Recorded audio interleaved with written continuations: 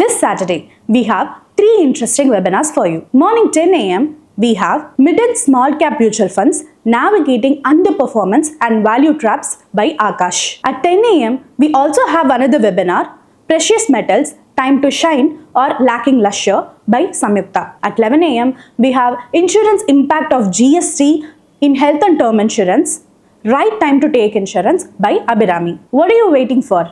Register now. Today, we're going to discuss some low-risk investment strategies. We are near the bottom of the interest rate cycle. You've seen a lot of transmission happen on the lower end of the interest rate curve, and this leads a lot of investors to wonder whether they're doing the right thing with their short-term investments. Now, many of us are likely to have short-term goals. This could mean something like buying a gadget or a household appliance. You may also be looking at family events like a wedding that may be on the horizon.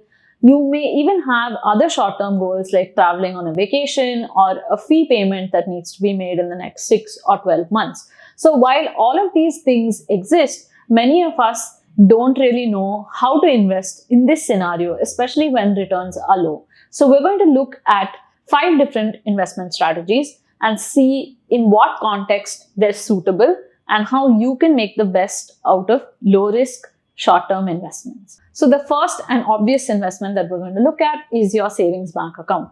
Now, if you're somebody who's holding cash in their savings account, you're probably earning anywhere between 2.5% to 4%. This is not a great return to be making, but it's really worthwhile if your expenses are happening immediately. So if you're not sure whether it's going to happen in the next month or couple of months, then it's better to keep that money liquid, accessible, and ready to use. If you have goals that are of a longer term in nature, if it's more than a couple of months away, it's definitely worth parking it somewhere. This would ensure that one, you don't accidentally spend this money, and at the same time that you're also earning a little bit more for what you're doing. This brings us to our second investment option, fixed deposits. So if you're a fixed deposit investor, you're already familiar with the traditional FD structure, and this works out even if you have like a 3-month horizon, you will get a better FD rate than what you're earning on your savings bank account. The advantage of having a fixed deposit is that you know exactly what kind of return you're going to earn, and you know exactly how long you're going to be invested.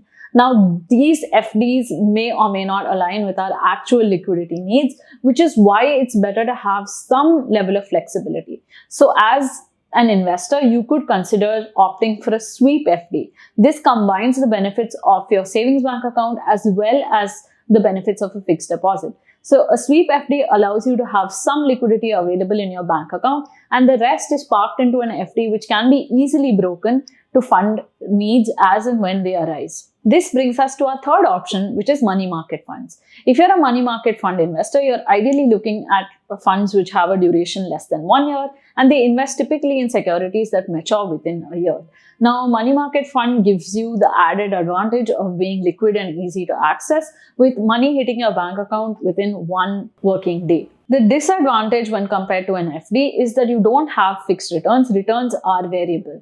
But where a liquid fund ranks better is that you don't pay any penalty for withdrawal of partial amounts or premature amounts, meaning there is no exit load. You don't pay anything for liquidating upon your requirement. So when your investment goal is a little bit more unclear, let's say you want to buy a car that may not have a specific date in mind, then it makes sense to look at a liquid fund which could give you market-linked returns but really no penalty for taking money out.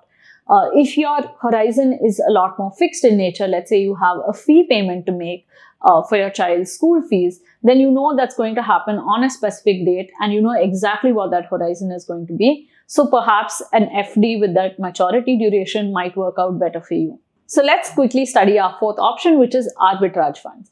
Arbitrage funds are ideally suited for the tax-conscious investor because returns tend to be non-linear in nature. When we look at return expectations across arbitrage, money market funds, as well as short-term fixed deposits, the pre-tax returns tend to be pretty uniform, trading in the range of anywhere between, say, 5.5% to 7% on a good day. While arbitrage returns are non-linear, which means you don't earn something on a month-on-month basis, there is no interest that is being paid into the fund. You're just playing off the differences between prices in 2 different markets. They tend to be more tax efficient simply because arbitrage funds get classified as equity funds, which means in the short term they're taxed at 20%, in the long term they're taxed at 12.5%. Whereas your fixed deposit interest as well as capital gains from your debt mutual funds are going to be taxed at your slab rate. So depending on what slab you fall under, you can make a smart choice which is tax efficient and return conscious. This brings us to our last option, which is income plus arbitrage funds. When we look at what this category of fund has to offer, it tries to give you some of the benefits of arbitrage as well as some of the benefits of fixed income funds. So returns tend to be a little bit more steady and linear in this category when compared to arbitrage funds.